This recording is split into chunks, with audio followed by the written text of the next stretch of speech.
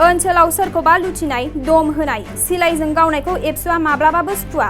एबसु आरो रायजो राजाया अरायबो गोजोनखौ लुबैयो। बिटिआरनि सिमा बारायनायानो बिटिआर गोजोन गोरोबथानि गिबि आरो गोनांथार दफा। बियो थाबैनो मोगथांनि महर मोनगोन। एबसुआ एनडिएफबिनि बारग' दैदेनगिरिफोरखौ रावखौबो जेंनायाव खोख्लैनो मोननाय नङा होननानै सरकारखौ खावलायबोदों। बारग' एनडिएफबिनि गायसनगिरि रनजन दैमारि आरो माखासे केडारफोरा थाबैनो जोबथेसालिनिफ्राय उदां जागोना थारैनो फोथायजाथाव।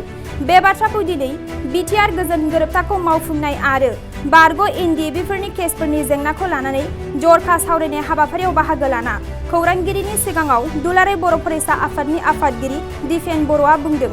लोगोसे देग्लायनि मेट्रिक आनजादाव जायफोर फरायसाफोरा मोजां जौखोन्दो लानानै उथ्रिसार जादों नाथाय कलेजाव मुं थिसननो रांखावरि जेंनाजों मोगा-मोगि जानांदों बैफोर फरायसाफोरखौ दखरा एबसुजों जगाजग खालामनो खावलायदों।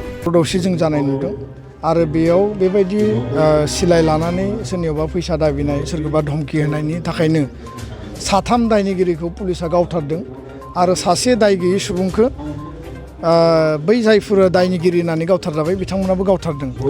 दा बेफोर जाथाया जोंनि थाखाय मोजां नङा।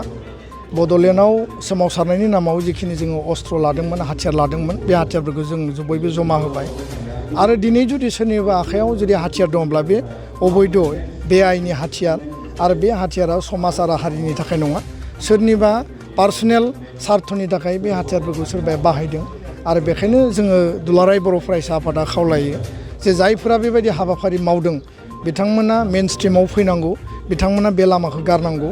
खावलायदों जायफोर गोरिब न'खरनि जायफोरा एडमिसन लानो रांखावरि गैया बिथांमोना एबसुनि आनसलिक डिस्ट्रिक्ट कमिटियाव आरो मिरु आफादाव फोरमायनांगौ, लाइजाम लिरहरनांगौ आरो गोबां माखासे इनस्टिटिउसन दङ फ्रि अफ कस्ट जोङो फोरोंनो थाखाय बा फोरोंहोनो थाखाय जों हायो बा जोङो बिथांमोनजों सावरायदों। दा बेखायनो गोरिब न'खरफोरनि बेबायदि जुदि माखासे थासारि उसुबिदा दङब्ला जोंनिसिम मिथिहो आरो जों बिनि थाखाय स्पन्सर खालायगोन।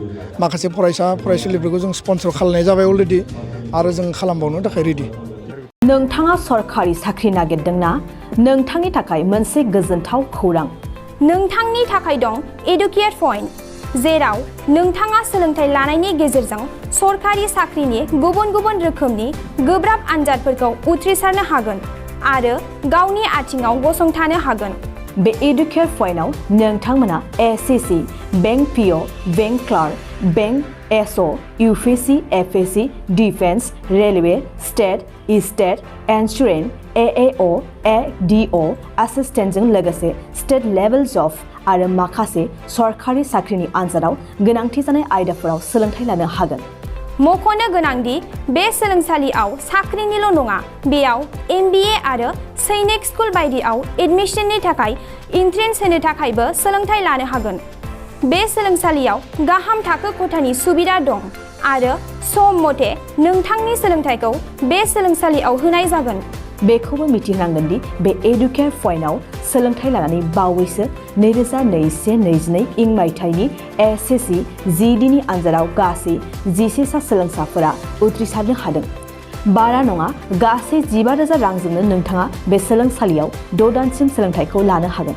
बे सोलोंसालिया क'क्राझार, बरपेटा रड, गवालपारा आरो बङाइगावआवबो दं। क'क्राझाराव सोलोंथाइ लानो गोसो गुदुं जानाय सुबुंफोरा 70020263133 9101536360 70020263133 9101536360